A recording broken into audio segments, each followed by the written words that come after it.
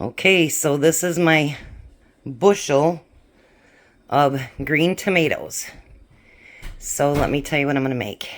I'm going to clean these up today, and I am going to make, what should I make? I think I'm going to make salsa out of them. So I will get that started. I'll show you what it looks like when I get them in the cooker and take you along the way with me. Well, I have everything in there. None of the spices yet though, but it'll be cooking all night, and when I can actually stir stuff up, then I'll add the spices and the lime juice. Salsa verde, here we come. Well, here's some of it, roughly chopped. It's been cooking about 4 hours. So I'm going back to bed, and hopefully when I get back up, I'll be able to chop the rest of it so it can start cooking down. The taste is really good, but I think it's going to be hotter than what I like. So people might be getting this for treats. But that's what I got so far. Alright, so I have it all grinded up with my immersion blender. And it's actually quite thick, because if you look, it kind of just sits there. But I have errands to run this morning, and I'm going to let it continue to kind of cook down, and then I will get it in the jars. And you guys, look at that. Salsa verde. Isn't that beautiful?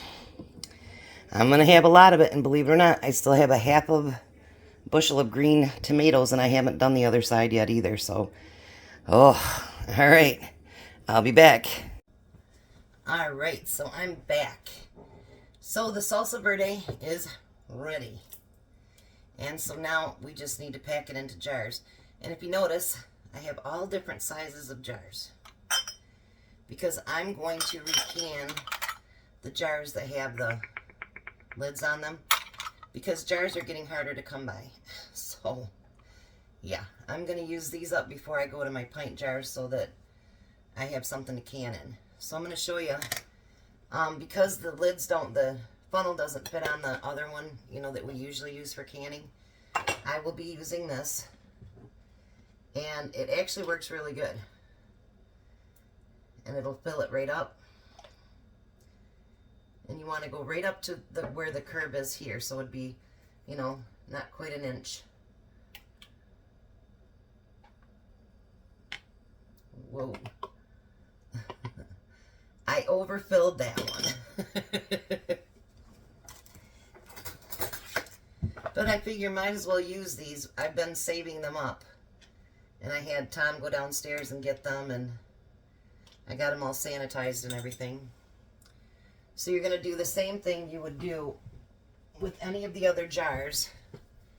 And you're going to, I haven't filled up my thing for my vinegar. And it's empty again.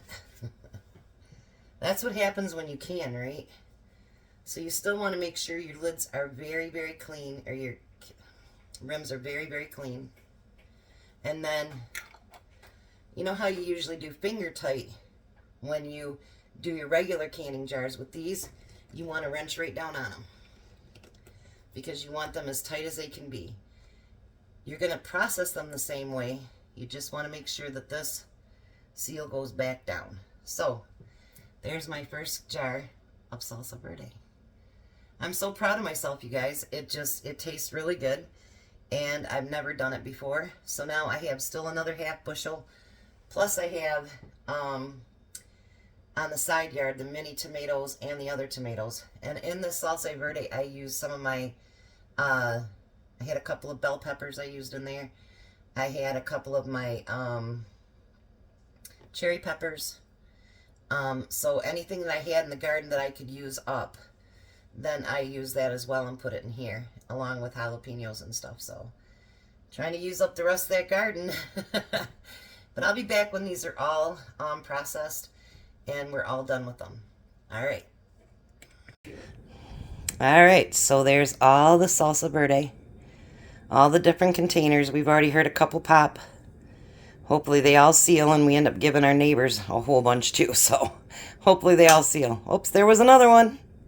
Oops, there goes another one. Anyway, there we go.